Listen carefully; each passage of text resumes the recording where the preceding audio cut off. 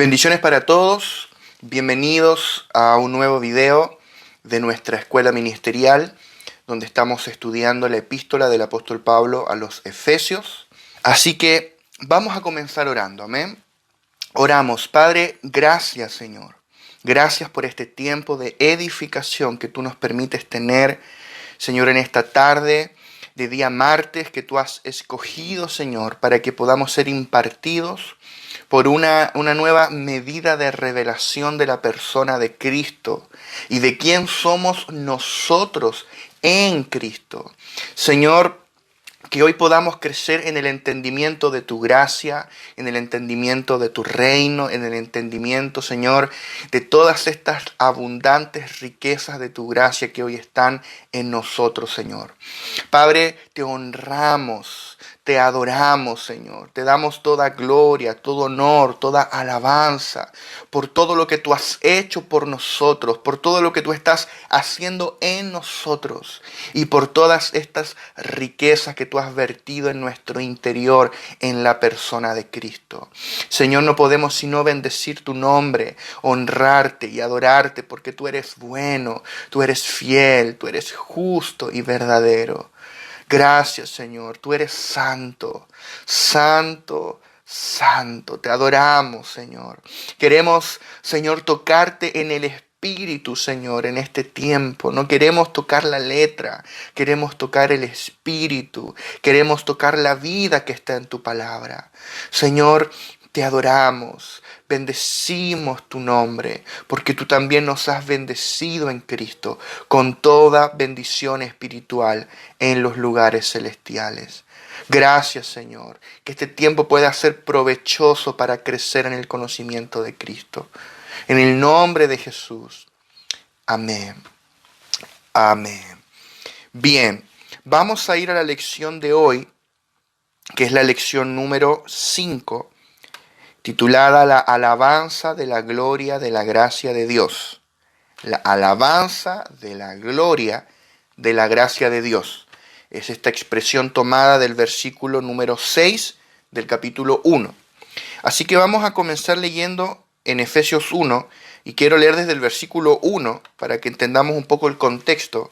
Hoy vamos a hablar principalmente de los versículos 6 al 8, del 6 al 8. Pero vamos a leer desde el versículo 1 para que vayamos entendiendo cómo cada uno de estos versículos van encajando. Porque, por ejemplo, la clase anterior hablamos principalmente del versículo 5, la clase anterior del versículo 4, la clase anterior también hablamos principalmente del versículo 3. Por ende, queremos ir viendo cómo esto va encajando y cómo cada uno de estos elementos, la filiación, el amor, la gracia, la predestinación, la gloria, la alabanza, cómo todo esto va encajando. Así que vamos a leer desde el versículo 1 en adelante. Dice: Pablo, apóstol de Jesucristo, por la voluntad de Dios, a los santos y fieles en Cristo Jesús que están en Éfeso. Gracia y paz a vosotros, de Dios nuestro Padre y del Señor Jesucristo. Bendito sea el Dios y Padre de nuestro Señor Jesucristo, que nos bendijo con toda bendición espiritual en los lugares celestiales en Cristo, según nos escogió en Él antes de la fundación del mundo, para que fuésemos santos y sin mancha delante de Él, en amor habiéndonos predestinado para ser adoptados hijos suyos por medio de Jesucristo, según el puro afecto de su voluntad, para alabanza de la gloria de su gracia, con la cual nos hizo aceptos en el amado, en quien tenemos redención por su sangre, el perdón de pecados según las riquezas de su gracia, que hizo sobreabundar para con nosotros en toda sabiduría e inteligencia. Vamos a leer hasta allí. Hoy vamos a trabajar principalmente de los versos 6 al 8. El verso 6 dice: para alabanza de la gloria de su gracia.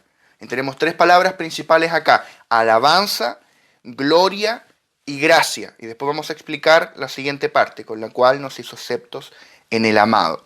Entonces vamos a definir algunos términos. Tenemos que definir aquí qué entendemos por gracia, qué entendemos por gloria y qué entendemos por alabanza, o qué significa la alabanza en este contexto. Entonces lo primero que vamos a definir es la gracia. La gracia no es una doctrina. Por ejemplo, si tú lees a algunos autores de la línea ahí reformado, calvinista, te van a hablar de las doctrinas de la gracia. La gracia no es una doctrina. Si tú después lees, por ejemplo, autores dispensacionalistas, te van a hablar de la dispensación de la gracia. Pero la gracia tampoco es una dispensación. La gracia es una persona. La gracia es Dios mismo en la persona de Cristo impartido dentro de nosotros para que lo disfrutemos. La gracia no es una doctrina, aunque ciertamente podemos estudiar la gracia. La gracia no es una dispensación, aunque en esta era en que hoy vivimos de la iglesia podríamos definirla como la era de la gracia. Pero la gracia no es algo que tú estudias. La gracia es una persona. La gracia es Cristo mismo. Entonces, si queremos definir la gracia, por intentar dar una definición, aunque no puede definirse, pero la gracia es Dios mismo, es Dios, el Dios triuno, impartido dentro de nosotros, en la persona de Cristo, para que lo disfrutemos. Amén. Entonces dice aquí, gracia es Dios mismo, dado a nosotros en la persona de su Hijo, para nuestro disfrute. ¡Wow! O sea, la gracia no es meramente decir, porque yo, por ejemplo, cuando era adolescente, yo escuché mucho esto y nos lo explicaban así. Nos decían, la gracia es un favor inmerecido. Entonces Dios a nosotros nos amó, Dios nos perdonó nuestros pecados, Cristo murió en la cruz por gracia. Eso es un regalo inmerecido, es un favor inmerecido.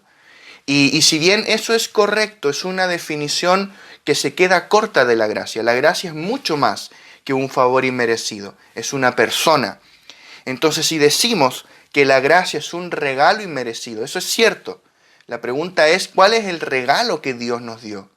Dios no solamente nos regaló perdón de pecados, aunque lo menciona aquí, perdón de pecados. Dios no solamente nos regaló redención. Dios no solamente nos regaló filiación. ¡Wow! Tremenda bendición espiritual. Dedicamos toda una clase a hablar de la filiación, la huiotesia, la adopción de hijos. Y comparamos allí Efesios con lo que habla Hebreos capítulo 2. ¿Se recuerdan? Pero la gracia es mucho más. La gracia es Cristo mismo impartido dentro de nosotros para que lo disfrutemos. Y este Cristo de gloria incluye todas estas bendiciones espirituales que acabamos de nombrar, todas las que están aquí enumeradas en Efesios y todas las bendiciones espirituales que existen en los lugares celestiales. Todo lo que existe, todas las bendiciones, todo lo relativo al cielo e incluso todo lo relativo a nuestros asuntos terrenales aquí abajo, todo eso fue reunido en Cristo y Dios tomó a este Cristo y lo impartió dentro de nosotros. Por eso dice la palabra que Dios reunió todas las cosas en Cristo, todas las cosas en los cielos, todas las cosas en la tierra. Y Dios tomó ese Cristo y lo impartió dentro de ti, dentro de mí. Amén. ¿Qué significa eso? Que en este Cristo estamos completos. Entonces, este Cristo impartido en nosotros es la gracia. Dios no nos dio meramente perdón, no nos dio una u otra bendición espiritual, Dios nos dio a su Hijo. Por eso la palabra dice en Juan 3:16, porque de tal manera amó Dios al mundo que ha dado a su Hijo unigénito, para que todo aquel que en él cree no se pierda, mas tenga vida eterna, la vida de Dios. El punto es que Dios nos amó de tal manera que dio a su Hijo. Dios no nos dio meramente perdón, Dios no nos dio algunas bendiciones, Dios nos dio a su Hijo. Eso es la gracia. Entonces nosotros necesitamos redefinir nuestro entendimiento de lo que es la gracia.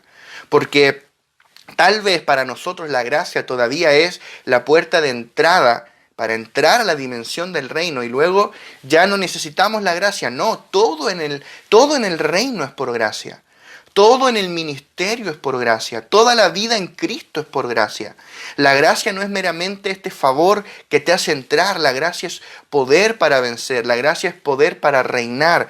La gracia es una dosis todo inclusiva de Cristo impartida dentro de nosotros. Es como una inyección de todo lo que tú necesitas y mucho más de lo que puedas llegar a necesitar en la persona de Cristo impartido dentro de ti. Eso es la gracia. ¿Y para qué es esto? Para que lo disfrutemos. ¿Para qué Dios impartió a Cristo dentro de mí? No es para que yo sepa que lo tengo, es para que yo lo disfrute. Por ejemplo, Dios es amor, pero si no lo disfrutamos como amor, no obtendremos la gracia de una manera práctica. ¿De qué me sirve saber que Dios es amor si yo no experimento esa clase de amor que es fruto de tener al Espíritu Santo morando dentro de mí?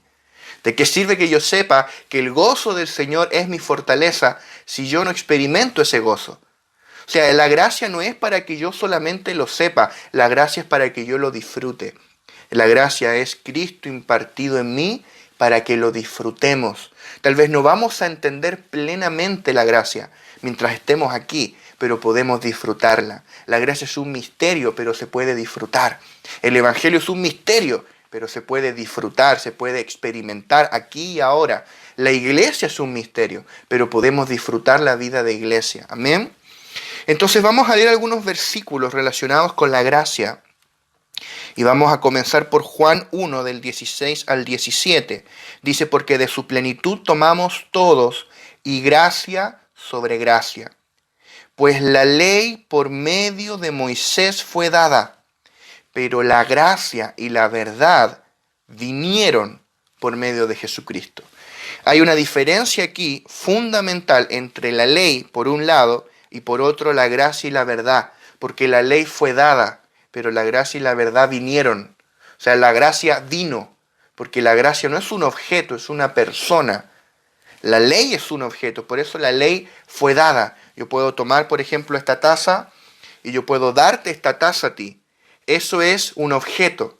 Pero si yo vengo a un lugar, yo vine, yo no fui dado, yo vine. Esa es la diferencia. O sea, la gracia vino, la verdad vino, porque la gracia y la verdad son una persona y es Cristo mismo. Suena fácil decirlo, podemos decirlo rápido, pero la verdad es una persona. ¿Sabes por qué los filósofos no arriban a la verdad? Porque ellos todavía creen que la verdad es un concepto correcto. Y como no han podido encontrar un concepto absoluto, correcto para todos ellos, filósofos humanos, ellos llegaron a la conclusión de que la verdad es relativa. No existe la verdad absoluta para ellos. ¿Por qué ellos tropiezan en el punto de la verdad? Porque la verdad no es un concepto correcto. La verdad es una persona. Y la gracia es una persona. Ahora, en este pasaje, verdad, lo hemos visto en oportunidades anteriores, verdad es la palabra aletheia, que en realidad en griego se pronuncia Alicia. Así debería pronunciarse. No sé si conocen alguna Alicia, alguna hermana Alicia por ahí. Bueno, de ahí viene. Entonces, esta palabrita, Alicia o aletheia, significa la realidad que subyace debajo de la apariencia. Hay una apariencia exterior, pero detrás hay una realidad que subyace, la verdadera realidad. Esa realidad es el aletheia, el Alicia. De eso está hablando.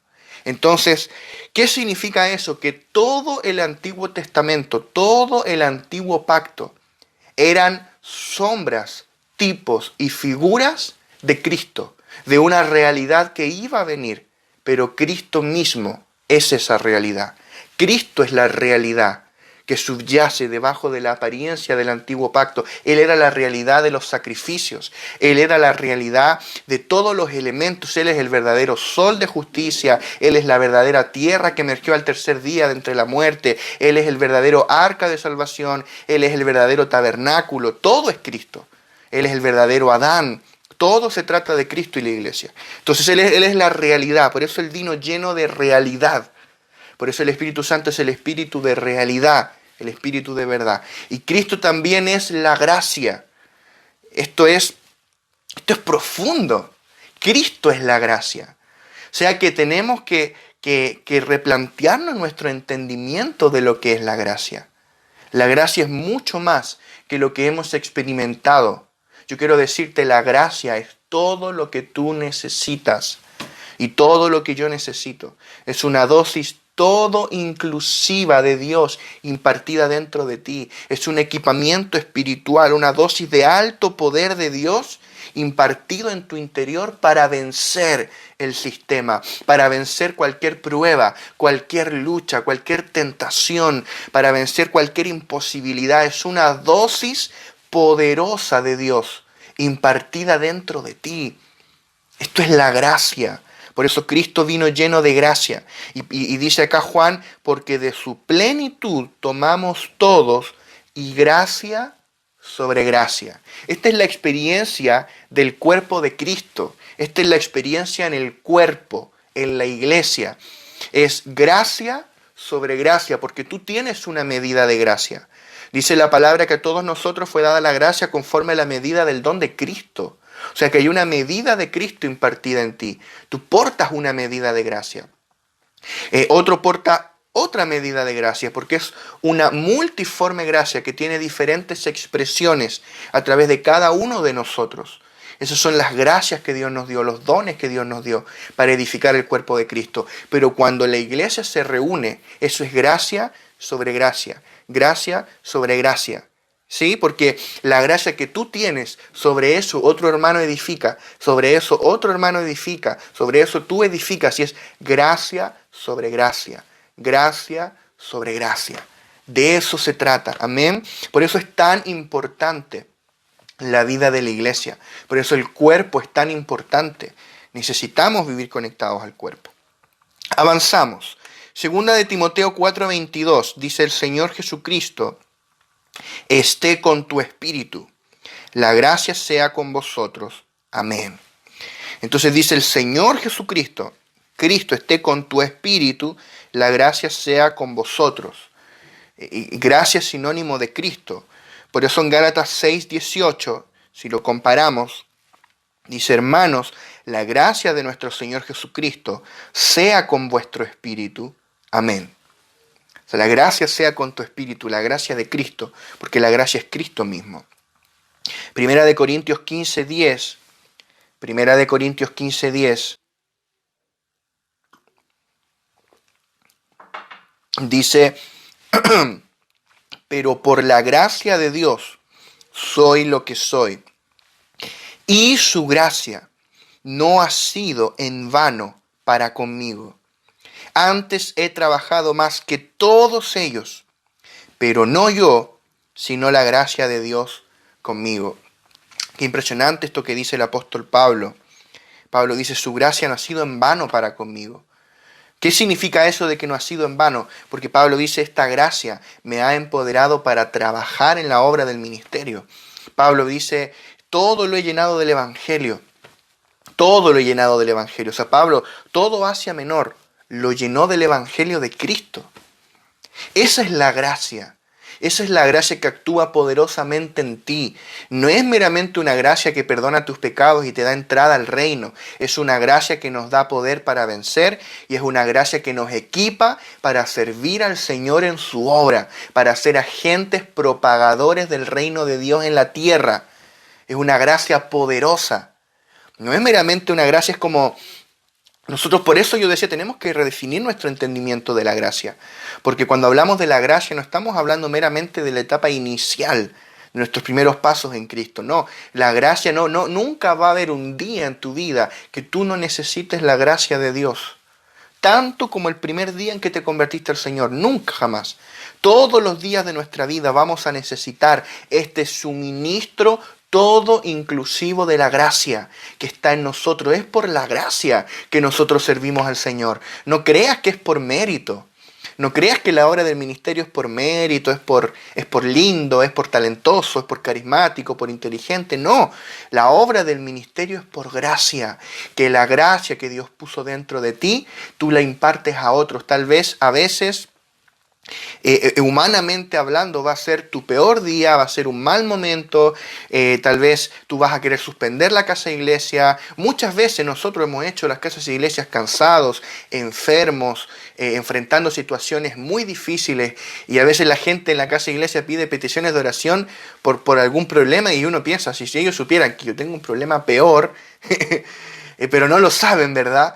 Pero allí en tu debilidad es donde la gracia de Cristo se manifiesta, es donde el poder de Dios se manifiesta, porque la gracia de Dios prolifera en la debilidad. Tu debilidad es el escenario ideal para que el poder de la gracia de Dios se manifieste. Quiero que leamos Gálatas capítulo 2, versos 20 y 21. Dice, con Cristo estoy juntamente crucificado, y ya no vivo yo, mas vive Cristo en mí. Y lo que ahora vivo en la carne, lo vivo en la fe del Hijo de Dios, el cual me amó y se entregó a sí mismo por mí. No desecho la gracia de Dios, pues si por la ley fuese la justicia, entonces por demás murió Cristo. O sea, el punto aquí que queremos destacar es, no desecho la gracia de Dios. No desecho la gracia. Pues si por la ley fuese la justicia, entonces por demás murió Cristo. O sea, ¿qué significa desechar la gracia? Es que yo me desclave de la cruz y quiera vivir yo mismo, siendo que tengo un Cristo de gloria morando dentro de mí. O sea, el vivir en la gracia se trata de vivir en el Cristo que me habita, vivir por el Cristo que me habita. Cuando yo, por ejemplo, debo echar mano de la gracia, ¿qué significa eso? Significa echar mano de las fuerzas del Cristo que me habita. Cuando la palabra dice esfuérzate, Pablo le dice a Timoteo, tú pues, hijo mío, esfuérzate en la gracia que es en Cristo Jesús. Tú pues, hijo mío, esfuérzate en la gracia. O sea, esfuérzate, pero no en tus fuerzas, sino en las fuerzas del Cristo que te habita. Porque la gracia es el Cristo que te habita. Eso es, reemplaza allí gracia por el Cristo que te habita. De eso se trata. Pablo dice, he trabajado más que todos, pero no yo, la gracia que está en mí. Es la gracia la que hace el trabajo. Cuando de verdad estamos trabajando en el Espíritu, no somos nosotros, es Cristo. No sé si te ha pasado que a veces estás en una casa iglesia, en cualquier lugar, y Dios te habla algo para decirle a alguien, le das una palabra profética. Tú después ni te acuerdas lo que dijiste, porque tú no lo llevabas escrito, no te lo pensaste antes. Es algo que fluyó del Espíritu. Es lo mismo que en todos los dones, en todas las gracias ministeriales. No soy yo, no eres tú, no es nuestra capacidad. Es la gracia que está dentro de nosotros. A veces uno después ni se acuerda lo que dijo. A mí me pasa además que yo tengo mala memoria. Además, yo tengo muy mala memoria. Entonces a veces la gente me dice, pastor, el otro día usted dijo tal cosa, qué tremendo. Y yo ni me acuerdo, yo no sé. Porque sobre todo si algo no está en el bosquejo, uno después no se acuerda. ¿Por qué? Porque es la gracia. Entonces yo aprendí a confiar en la gracia que está dentro de mí. Yo aprendí a confiar en esa gracia. Yo aprendí a apoyarme en esa gracia. Yo siempre cuento el testimonio cuando se nos cerraron todas las casas e iglesias y yo sentí que eso no era para mí, yo era un fracaso en las casas e iglesias, y cuando el Espíritu Santo comenzó a hablarnos nuevamente de que Él quería que trabajáramos en las casas, yo dije, Señor, pero yo no sé hacer casas e iglesias, yo no sirvo para las casas e iglesias. Y el Señor me dijo, exactamente, por eso déjame hablar a mí. Déjame hablar a mí. Eso me golpeó, eso me impactó. Y recuerdo cuando, después de eso, fui a una casa iglesia y el Señor me dijo, ahora abre la boca y déjame hablar. Y aprendí poco a poco cómo es abrir tu boca. Cuando el Señor dice, abre tu boca que yo la llenaré. Cuando el Señor dice, yo te pondré las palabras en el momento. Que no es tu capacidad, que no es tu intelecto, que no es tu carisma, no es tu habilidad, es la gracia que te habita. Entonces yo aprendí a descansar en esa gracia. Cuando hay que ministrar a alguien, cuando hay que orar por alguien, ¿cómo tú vas a saber la vida de esa persona? Haz la prueba, si tú tienes que orar por alguien, supongamos en una casa de iglesia, que tienes que orarle sí o sí, o sea, estás tú y no hay nadie más allí para orar por esa persona. ¿Qué vas a hacer? Yo aprendí a descansar en la gracia que me habita, aprendí a confiar en la gracia que está en mí por gracia. Tampoco es que esta gracia está en mí porque yo me lo merezca, porque yo sea bueno, porque yo ore mucho, aunque tenemos que orar. Pero esta gracia no está en nosotros porque oremos o porque ayunemos. Está en nosotros por gracia, porque es Cristo mismo impartido en nosotros para la tarea. O sea, la obra del ministerio es por gracia. Aprende a descansar en la gracia que te habita. Aprende, todo el tema del ministerio es aprende a hacer que la gracia predique y no tú. Aprende a hacer que la gracia ore por los enfermos y no tú. Que la gracia ministre, que la gracia profetice, que la gracia predique, que la gracia haga el trabajo, no tú. Cuando entendemos eso, ya no importa si somos débiles o fuertes, si estamos en un buen o en un mal momento, no importa si estamos enfermos o sanos, no importa si tenemos problemas o no. Nada de eso importa porque tú sabes que la gracia que tú cargas, la gracia que está dentro de ti es poderosa, es real y tiene el poder de transformar la vida de la gente. Amén. Esto es glorioso. Cristo es nuestra porción y estamos completos en Él. O sea, Él es mi porción. Cuando el salmista David decía, Jehová es la porción de mi herencia, el Señor es mi porción. Entonces Cristo es nuestra porción, Jehová es la porción de mi herencia. Tienes que aprender a decir como el salmista, Señor, tú eres mi porción, tú eres la porción de mi herencia. Tal vez yo no tengo nada, humanamente hablando no tengo nada, todo está en mi contra, pero yo te tengo a ti, y si te tengo a ti, yo lo tengo todo. En ti yo estoy completo. Señor, tú eres la porción de mi herencia. Qué maravilloso es esto. Esto es la gracia. Necesitamos volver una y otra vez a este tema de la gracia. La gracia es Cristo mismo. Es una dosis todo inclusiva de Cristo. Ahora bien, en este versículo que estamos trazando, que es Efesios 1:6, dice, para alabanza de la gloria de su gracia. O sea, esta gracia tiene gloria. Esta gracia es con gloria. Es una gracia gloriosa. Entonces vamos a hablar un poquito de la gloria. Se puede decir que gloria es la expresión o manifestación de su gracia a través de nosotros. Porque gloria siempre es en la Biblia expresión. Gloria es manifestación. Gloria en el griego es doxa. En el hebreo hay varias palabras, pero una de ellas es kavod. También está, que es como un peso de gloria. También está chekiná, que aunque no está en la Biblia, es una palabra que los judíos usaban para describir esta llama que estaba allí en el lugar santísimo, la chekiná, la gloria manifiesta de Dios. Gloria siempre tiene que ver con expresión. Gloria siempre tiene que ver con manifestación, con una manifestación de Dios en nuestro ambiente. Dios siempre está. Dios siempre está en el lugar. Dios está aquí. Pero cuando Dios se hace manifiesto a nuestros 5 sentidos naturales, eso es gloria. Aleluya. Eso es gloria. Cuando estamos en cualquier situación, en cualquier lugar, allí está la gloria, allí está Dios.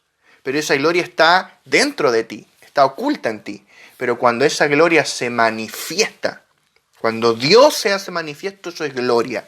Por ejemplo, en la transfiguración, no sé cuántos recuerdan el monte de la transfiguración, ese momento en que Jesús se transfiguró delante de algunos de sus discípulos. Y se apareció allí Moisés y Elías a conversar con el Señor Jesús. Bueno, en medio de ese momento, yo quiero llamar tu atención a algo. Dice que Jesús se transfiguró, cambió de forma y se volvió resplandeciente, como brillante. Y se manifestó la gloria que estaba en él. Se manifestó su gloria. Él fue como glorificado. Antes de tiempo, se manifestó la gloria que estaba dentro de él. No es que vino una gloria del cielo, sino que la gloria que estaba dentro de él se volvió visible. Es muy interesante esto. Sígueme en esta idea. El monte de la transfiguración no es que desde el cielo el Padre glorificó al Hijo, no es que vino una gloria, no es que bajó la gloria, sino que la gloria que estaba dentro se manifestó. Y cuando sus discípulos lo vieron, cuando ellos lo vieron, quedaron vueltos locos, dijeron vamos a hacer una enramada y todo un tema. Pero el punto es, esa gloria siempre estuvo dentro de Jesús. Pero ellos no podían verla. ¿Por qué? Porque estaba encerrada, estaba allí encerrada por el cuerpo de carne del Señor, por su cuerpo individual, por su cuerpo como Jesús de Nazaret. Pero esa gloria siempre estuvo dentro. Lo mismo es contigo. Tú cargas la gloria de Dios, pero esa gloria tal vez no es visible, tal vez no se manifiesta. Pero cuando esta gloria que tú cargas se manifiesta, tú resplandeces. Y todo a tu alrededor comienza a resplandecer por la gloria que tú portas. Por eso la gente es impactada, por eso tú puedes soltar una palabra a alguien, puedes dar una palabra de ciencia, una palabra profética, puedes echar fuera un demonio, puedes orar por los enfermos, puedes soltar un milagro financiero. Por eso todos a tu alrededor lo ven, la gente en tu trabajo, la gente en tu lugar de estudios, ven a Dios manifiesto en ti. Y no es que una gloria bajó. Este es el punto, no es que una gloria baja y se manifiesta en ti. No es que se abre el cielo y baja la gloria, porque el cielo ya está abierto sobre los hijos de Dios. Sino que la gloria que tú ya portas se manifieste. Eso es lo que Dios va a hacer contigo el próximo tiempo, que la gloria que tú ya portas se manifieste. Por eso la palabra dice en Colosenses, cuando Cristo, vuestra vida, se manifieste, vosotros también seréis manifestados con Él en gloria. O sea, cuando el Cristo que tú cargas dentro como tu vida se manifieste hacia afuera, eso es gloria. O sea, por dentro se llama vida, por fuera se llama gloria, pero es Cristo manifestado. Entonces la gracia tiene gloria, por eso habla de la gloria de su gracia. Cuando la gracia se manifiesta en poder, eso es la gloria de la gracia. Es la expresión o manifestación de su gracia a través de nosotros. Por ejemplo, la electricidad. La electricidad es invisible. Sabemos que es invisible la electricidad. Por eso que tú puedes tocar un cable de alta tensión y sufrir un choque eléctrico muy fuerte que pone en riesgo tu vida, pero tú no tenías cómo saber si había electricidad o no pasando por ese cable. Esa es la razón de por qué mucha gente es electrocutada, porque ellos no sabían que allí había electricidad, porque es invisible. Pero la electricidad se hace visible por la luz. Cuando la electricidad va pasando por un cable donde hay un soquete con una ampolleta puesta. No sé si recuerdan las ampolletas estas incandescentes, que era no como las luces LED. Yo ahora tengo puesto unas luces LED acá, que son de ahorro energético. Pero las primeras luces, las ampolletas incandescentes, tenían un filamento interior, como una cosita así metálica, que es una resistencia eléctrica. Los que ahí les gusta la electricidad entienden mejor esto, es una resistencia eléctrica. Cuando la electricidad que va por el cable, por el conductor, choca con la resistencia emite luz. Y esa luz es la manifestación de la electricidad que siempre estuvo dentro del cable. O sea, por ejemplo, acá mismo yo tengo puesto una luz acá. Si hago así, se puede ver acá en mis lentes reflejada la luz que tengo puesta. Pero esta luz llega a través de un cable. Y cuando yo aprieto el interruptor, la luz brilla. Entonces Dios va a encender el interruptor en ti. ¿Para qué? Porque tú eres esa ampolleta, tú eres la resistencia con la que la presencia de Dios choca para manifestarse.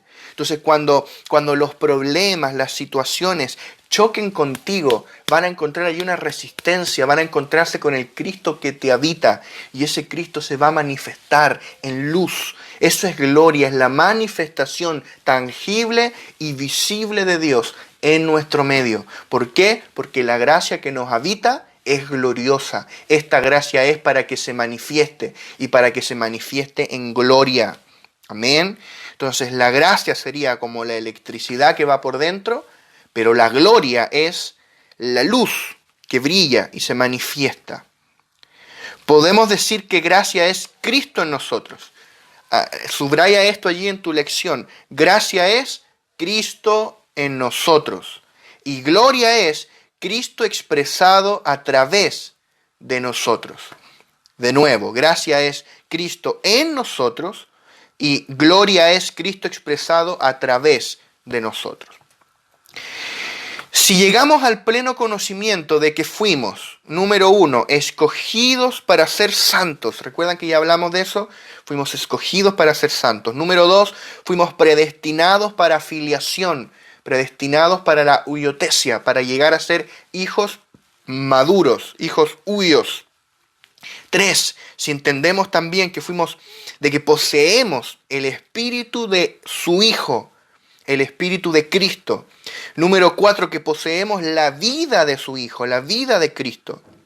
Y número 5, que seremos hechos conformes a su imagen. Entonces, número 6, entraremos en su gloria. O sea, para entrar en su gloria, para que manifestemos plenamente esta gloria, se nos deben revelar estos asuntos. Debemos arribar al conocimiento pleno de estas cosas. Fuimos escogidos para ser santos, fuimos predestinados para filiación, poseemos el espíritu del Hijo, poseemos la vida del Hijo y seremos hechos conformes a su imagen. Estamos siendo conformados a la imagen de Cristo. Es lo que nos muestra Romanos capítulo 8. Y esta gloria de su gracia, Pablo lo relaciona aquí con la alabanza, porque dice para alabanza de la gloria de su gracia. O sea, nosotros, si leemos desde el versículo 5, dice que fuimos predestinados para ser adoptados hijos para alabanza de la gloria de su gracia. Entonces aquí alabanza tiene que ver con una sublime alabanza que se rinde al Dios, que se expresa en su gracia. Una sublime alabanza que se rinde al Dios, que se expresa en su gracia. Lo alabamos por lo que Él es y hace. O sea que el Dios que se expresa en su gracia, reciba alabanza. Es para alabanza de la gloria de su gracia, del Dios que se manifiesta por gracia. Para alabanza, para que Dios sea glorificado por medio de su manifestación a través de nosotros, de la gracia que está en nosotros. Dios nos predestinó para filiación con el fin de que seamos la alabanza de su expresión en su gracia. Eso es como el resumen de los versos 5 y 6. Dios nos predestinó para filiación, para huiotesia, con el fin de que seamos para alabanza de su expresión en su gracia. Romanos 8:19 dice, porque el anhelo ardiente de la creación es el aguardar la manifestación de los hijos de Dios. Manifestación es gloria. Manifestación tiene que ver con gloria. Y toda la creación está aguardando esa manifestación gloriosa de nosotros los hijos de Dios. Ahora el versículo 6 dice, para alabanza de la gloria de su gracia, con la cual nos hizo aceptos en el amado, Hay varias cositas aquí. Dice, fuimos aceptos en el amado, Él nos agració, fuimos agraciados. Es todo un tema entender que hemos sido aceptos en Cristo, fuimos aceptados. Tal vez a ti mucha gente te rechazó. Tal vez fuiste rechazado por el sistema, por ciertas instituciones, por un trabajo, por la gente, no lo sé. Pero cuando tú entiendes, cuando se te revela que tú eres acepto en Cristo, fuiste aceptado, fuiste favorecido en Cristo, fuiste alcanzado por su gracia en Cristo. Cuando tú entiendes eso, se va todo rastro de rechazo en tu vida. Porque tú entiendes que tú eres acepto. Tú ya no oras con culpabilidad. Tú ya no oras con autocondenación al Señor. Tú oras en tu posición de hijo. Porque se te reveló que tú eres acepto. Tú fuiste aceptado delante de Dios. Eres aceptable. Eres agradable a Dios. Dios tiene complacencia en ti. tanto como cuando Dios mira a Cristo. Eso significa ser acepto en el amado. Ser acepto en el amado. O sea que así como Dios aceptó a Cristo, en Él nos aceptó a nosotros. O sea que así como Dios se deleita en mirar a su Hijo, Dios también se deleita en mirarte a ti. Cuando Dios mira a Cristo, Dios dice, wow, es bueno el muchacho. Pucha que es bueno el muchacho. Eso piensa Dios.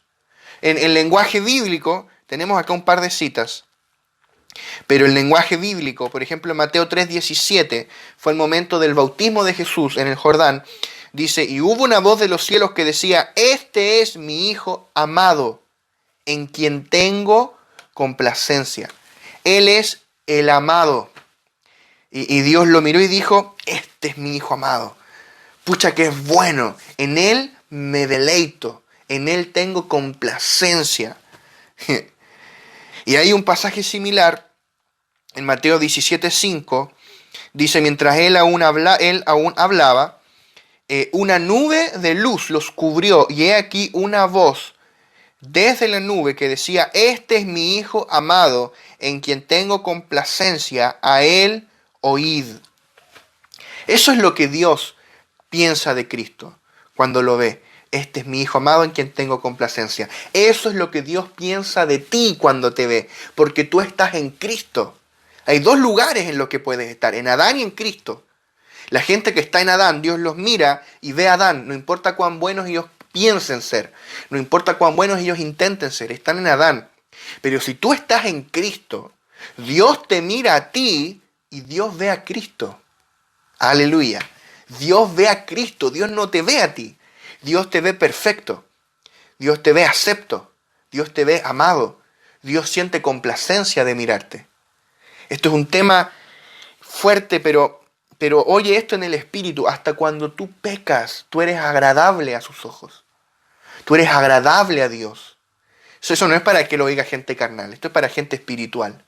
Tú eres agradable a Dios, así como Amandita cuando mancha el pañal y hay que cambiarla, pero uno la mira, sonreír y uno dice, es tan bonita. Es mi hija amada en quien tengo complacencia. Es lo mismo, cuando tú cometes un error, Dios sigue mirándote con ojos de padre, con ojos de amor, con ojos de aceptación, porque tú fuiste acepto en Cristo no por tus méritos, sino por los méritos de Él. Tú eres aceptable, Dios tiene complacencia en ti, Dios se deleita en mirarte. Dios te mira solo para deleitarse en lo maravilloso que es que tú seas su hijo. ¡Wow! Eres acepto en el amado. Ahora, vamos a leer lo que dice acá. Dice, complacencia significa que somos su disfrute y su deleite. Dios se deleita en mí. Por eso me tengo en alta estima. No por lo que soy en mí mismo, sino por lo que soy en el amado. O sea, yo debo aprender a mirarme como Dios me mira. Yo soy acepto en Cristo. Yo soy agradable a Dios.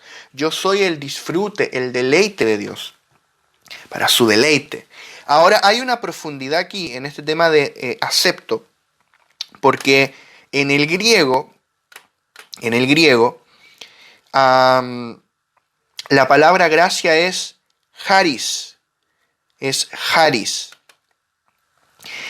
Y a ver si la encuentro por acá. Acá está. Y la palabra acepto, o nos hizo aceptos, es charitó. Charitó, que significa dar charis, es dar gracia. O sea que cuando dice que nos hizo aceptos, significa que nos dio gracia. O sea, es mucho más profundo que solamente ser aceptado, aunque lo incluye. Por supuesto que lo incluye.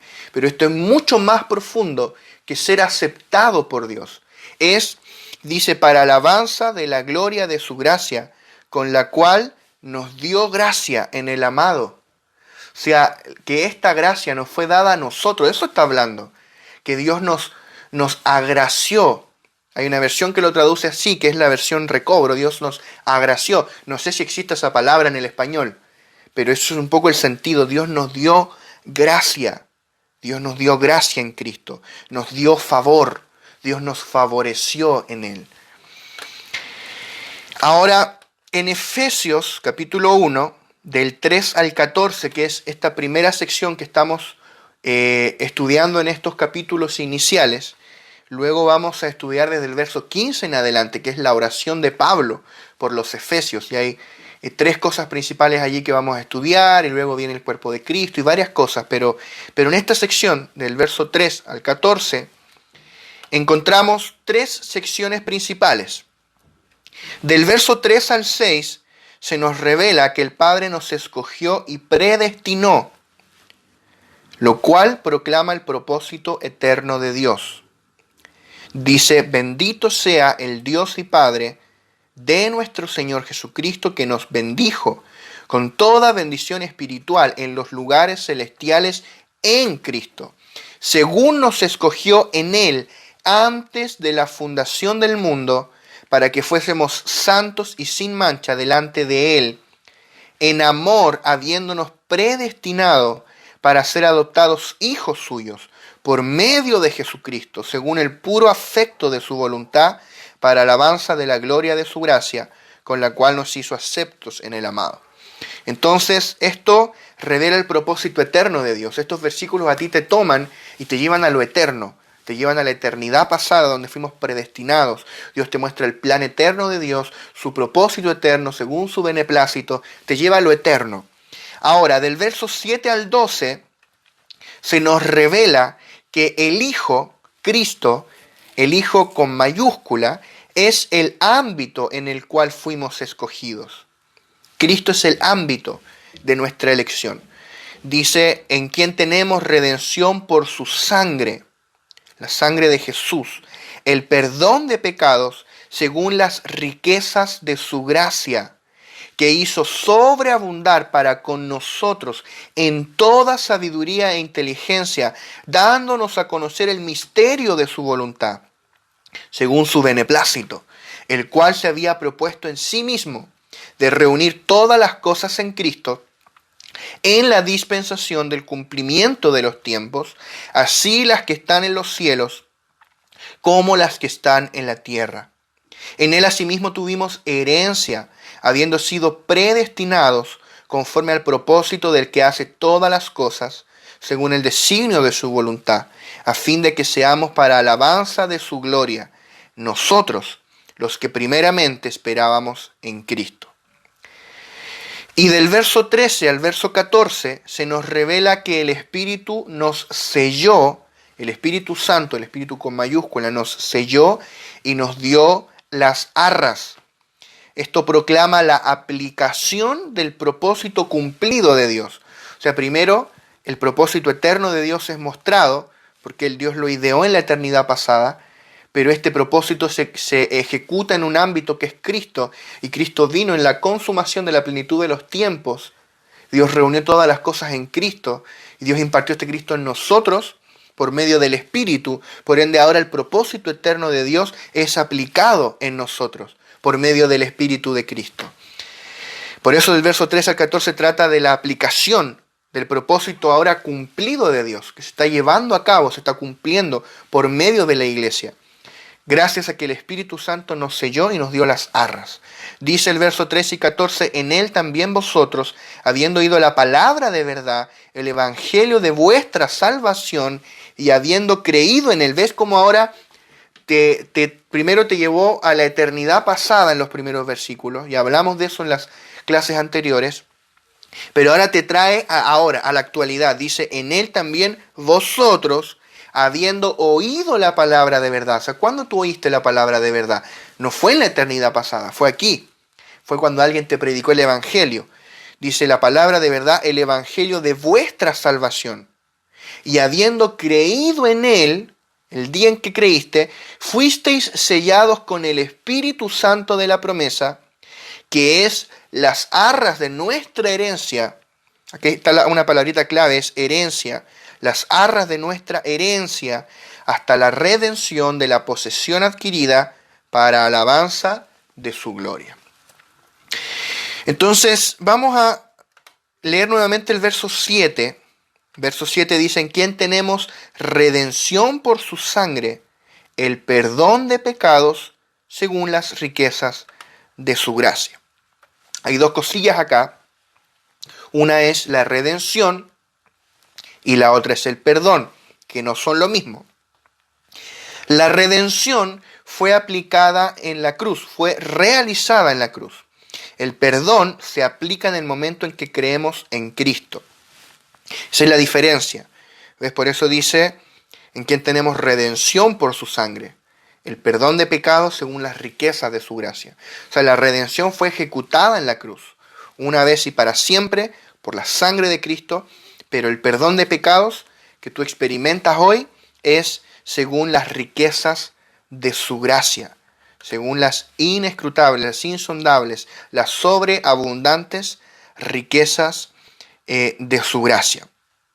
Ahora, la palabra pecados aquí, dice el perdón de pecados, es delitos.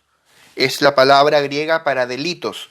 Por ejemplo, en Efesios 2:1 dice, y Él os dio vida a vosotros cuando estabais muertos en vuestros delitos y pecados.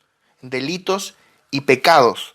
O sea que hay una diferencia entre pecado y delito. La palabra que ocupa aquí para pecado es delito. Es la palabra delito que es paraptoma. La palabra griega paraptoma. Delito. Retengan eso. Entonces, redimir tiene que ver con absolver, redimir y crear por medio de su sangre. Para Dios fue mucho más sencillo crear el universo que conseguir la sangre perfecta. O sea, ¿qué es más fácil para Dios? ¿Crear o redimir? Crear. Cuando Dios creó por medio de la palabra. Dios dijo y fue. Pero Dios no dijo sea la redención. Dios tuvo que consumar todo un plan para lograr la redención.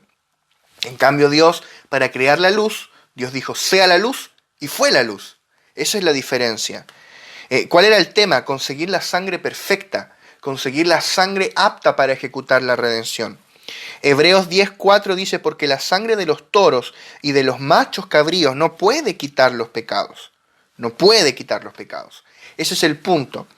Entonces, todo el antiguo pacto no era capaz de quitar los pecados. ¿Cómo quitar los pecados? Por medio de un sacrificio superior, por medio de una sangre derramada superior. ¿Dónde conseguir esa sangre? Porque hay un principio, y es que carne redime carne. Dios, para redimir la carne, Dios necesitaba hacerse carne. Dios necesitaba un hombre. Para redimir un hombre, Dios necesitaba un hombre. Hay un tema allí, porque si fue un hombre el que pecó en el huerto, era un hombre el que tenía que redimir al hombre. No podía ser un cordero, tenía que ser un hombre. El problema es que no había ningún hombre apto, ningún hombre con una sangre pura, ningún hombre sin pecado. Entonces la solución es que Dios mismo se hizo hombre para redimirnos a nosotros. Que el Hijo se hizo carne, el Verbo se hizo carne y habitó entre nosotros. Dios fue procesado en la persona de Cristo por medio de la encarnación, luego fue a la cruz, luego Él fue sepultado, luego Él resucitó y Él ascendió, se sentó a la diestra de Dios, se impartió en nosotros como el Espíritu. Ese fue el proceso de Cristo. ¿Para qué? Para que dentro de todos esos pasos Él pudiera redimirnos. O sea, la redención le costó trabajo a Dios. Fue todo un proceso. Cristo tuvo que ser procesado. Dios dijo, sea la luz. Y fue la luz. Pero Dios no dijo, sea la redención. Dios no empleó gracia para crear el universo. Dios solo usó su palabra. Pero para efectuar la redención se necesitaron todas las riquezas de su gracia. Todas las riquezas de su gracia. ¿Cuánta gracia? Esta es una pregunta para que tú lo pienses. ¿Cuánta gracia se necesitó para que el Hijo de Dios estuviera 9 meses en el vientre de María? ¡Wow! Interesante, ¿verdad?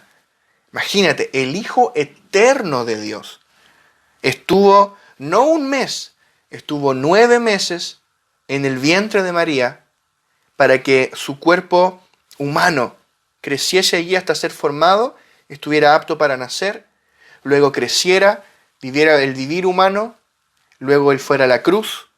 Imagínate cuánta gracia se necesitó para eso, para que Cristo dejase su trono, dejase su gloria, se despojó a sí mismo, se humilló a sí mismo, tomando forma de hombre. ¿Cuánta gracia se necesitó para eso?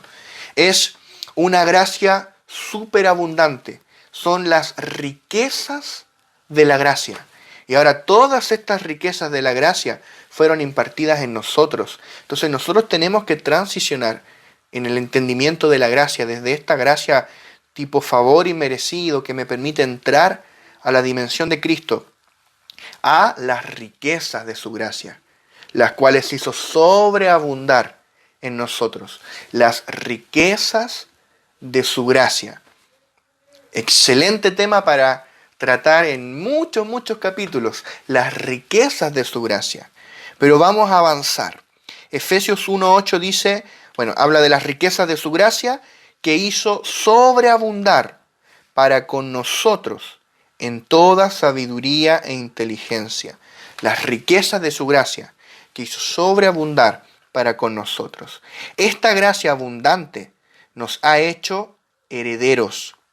Somos herederos de todas las riquezas de su gracia. Somos herederos de todas las inescrutables riquezas de Cristo. Lo hemos dicho varias veces, pero ser salvo es entrar, es ser trasladado a una dimensión llamado las riquezas de su gracia, las inescrutables riquezas de Cristo. Fuimos hechos herederos de todas estas riquezas de Cristo, de todas estas riquezas de su gracia, para que las disfrutemos. No es algo que va a ocurrir en el futuro. Tú ya eres heredero de estas sobreabundantes riquezas de su gracia. Por eso Efesios 1:18 dice, alumbrando los ojos de vuestro entendimiento. Pablo oraba para esto. Alumbrando los ojos de vuestro entendimiento, para que sepáis cuál es la esperanza que Él os ha llamado y cuáles las riquezas de la gloria de su herencia en los santos. O sea, se nos debe revelar por el Espíritu, no hay otra forma de entenderlo. ¿Cuáles son las riquezas de la gloria de su herencia en nosotros? Esta es una herencia mutua. Por un lado, nosotros tenemos una herencia en Dios y por otro lado, Dios tiene herencia en nosotros también. Nosotros somos la herencia de Dios y Dios es nuestra herencia, es nuestra porción. Lucas 1:35 dice, respondiendo el ángel le dijo, el Espíritu Santo vendrá sobre ti y el poder del Altísimo te cubrirá con su sombra, por lo cual también el santo ser que nacerá será llamado Hijo de Dios. Eso tiene relación un poco con lo que mencionábamos hace un momento, ¿verdad? De que cuánta gracia se necesitó para que Cristo estuviese 9 meses en el vientre de María, de una mujer pecadora igual que nosotros. Primera de Pedro 1:18 al 19. Dice, sabiendo que fuisteis rescatados de vuestra vana manera de vivir, la cual recibisteis de vuestros padres, no con cosas corruptibles como oro o plata, sino con la sangre preciosa de Cristo, como la de un cordero sin mancha y sin contaminación. O sea que me gusta acá porque Pedro destaca la preciosidad de la sangre de Cristo. Pedro dice, esa sangre es preciosa, tiene un altísimo valor. No hay nada más valioso en el universo. No había nada más valioso con lo cual se pudiese comprar nuestra redención que con la sangre de Cristo, porque Él era un cordero sin mancha, sin contaminación. Por eso Él nos dio redención por medio de su sangre. Ya está hecho, ya está ejecutada la redención y hoy disfrutamos de sus beneficios. Y por último, decíamos, ¿no?, que la palabra griega aquí para pecados en el versículo 7 dice el perdón de pecados según las riquezas de su gracia es la palabra delitos. O sea, cuando dice que tenemos el perdón de delitos, el perdón de nuestros delitos, eso nos hace a todos nosotros delincuentes.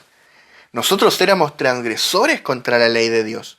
Tal vez tú no dimensionabas lo malos que éramos. Nosotros nos sentíamos buenos, pero nosotros éramos transgresores contra la ley de Dios. Habíamos transgredido su ley. Éramos delincuentes.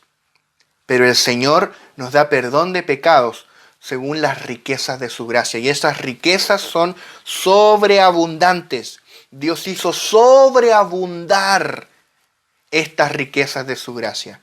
Qué maravilloso. No alcanzan las palabras en el idioma español o en cualquier idioma, ni siquiera en el griego. Ningún idioma, no hay idiomas más santos que otros. No alcanzan las palabras en el idioma para explicar estas cosas.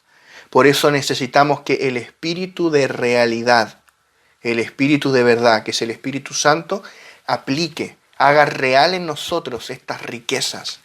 Es el Espíritu Santo, el Espíritu de realidad, el que hace real en nosotros todas las riquezas de su gracia. Tú eres un heredero de las riquezas de su gracia. Tú eres un heredero de Cristo. Tú eres un heredero de todo lo que Cristo es, de todo lo que Cristo tiene y de todo lo que Cristo logró para nosotros por medio de la cruz, de la sepultura, la resurrección y la ascensión en gloria. Somos herederos de Cristo, somos herederos de las riquezas de su gracia. Y este tema es para que lo disfrutemos, por eso partimos hablando, gracia es para el disfrute, es para que yo lo disfrute al máximo, a tope, para que Cristo se haga real en mí.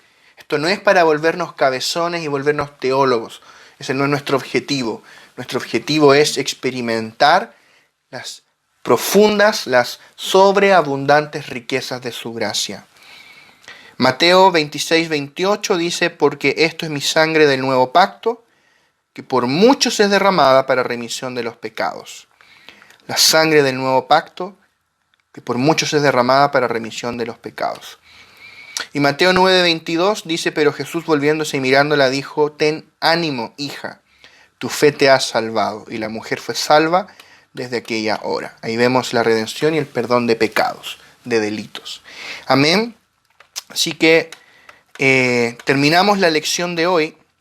Yo los animo a que tengamos un hambre, un deseo de experimentar estas riquezas, de disfrutar estas riquezas de su gracia. Que podamos orar como Pablo, y ya vemos cómo se va configurando ese escenario, que después de decir todo lo que Dios nos dio en Cristo, Pablo en el versículo 15 empieza a orar y dice, Espíritu Santo, abre sus ojos para que vean todo lo que ya les has dado y todo lo que ya son en Cristo. Porque la iglesia es el recipiente, es el contenedor de todas las riquezas de su gracia. La iglesia es el receptáculo que contiene todas las inescrutables riquezas de Cristo para que las manifestemos. Por eso somos su cuerpo. Por eso que entender quién es Cristo y cuál es la obra que Cristo hizo nos revela quién es la iglesia. ¿Quién somos nosotros como iglesia? Que no somos cualquier cosa. Somos el cuerpo de Cristo, el contenedor de su vida, el vehículo de expresión de su vida y de manifestación de toda su plenitud, de todas sus abundantes riquezas, de todas sus inescrutables riquezas. La iglesia es ese contenedor que contiene todas las riquezas de su gloria, de su gracia, de su vida, para manifestarlo. Por eso la iglesia es la plenitud de Cristo. La iglesia es la plenitud de Cristo porque por medio de la iglesia Cristo tiene un vehículo de expresión para que la plenitud de todo lo que Cristo es pueda ser expresado en la tierra, en nuestra generación. Y para eso Dios necesita encontrar una iglesia que arribe al conocimiento pleno de Cristo a fin de poder manifestar junto con todos los santos en todo el mundo toda la plenitud de lo que Cristo es. Ese es nuestro deseo. Para eso trabajamos. Trabajamos para que la iglesia sea llevada al conocimiento pleno de Cristo y de todo lo que Cristo es y de todo lo que nosotros como iglesia somos, a fin de que Cristo tenga una iglesia que exprese la plenitud de todo lo que Él es en nuestra generación. Amén. Así que vamos a orar al Señor y vamos a darle gracias. Padre, gracias Señor, gracias por todas estas abundantes riquezas que tú has vertido dentro de nosotros. Señor, y oramos como el apóstol Pablo para que tú alumbres los ojos de nuestro entendimiento, Señor, y nos reveles estas riquezas gloriosas de tu gracia que hoy están dentro de nosotros. Señor, para poder ser tu manifestación en esta tierra. Señor, oro por cada hermano, cada hermana, Señor, que está viendo, Señor, Padre, esta clase, Señor, para que en medio de ambientes de necesidad, en medio de ambientes de crisis, la gloria que está dentro de nosotros se manifieste. Que la gloria que ellos portan, Señor, se manifieste. Yo declaro, Señor, que esta gloria que mis hermanos portan, Señor, será manifiesta en los momentos de mayor debilidad, de mayor crisis. Señor, donde sus fuerzas se acaban, Señor. Allí ellos van a ver la gloria de tu gracia siendo manifiesta. Señor, la manifestación de este Cristo de gloria que hoy portamos en nuestro espíritu. Señor, te adoramos, bendecimos tu nombre por esta gracia tan gloriosa, tan maravillosa, incomprensible, pero que podemos disfrutar aquí, ahora, Señor, como una impartición que incluye todo, Señor, mucho más de lo que podamos llegar a necesitar, Señor. Por eso te alabamos, te adoramos y te pedimos que tú cada día nos reveles más estas cosas, Señor. En el nombre de Jesús. Amén. Amén.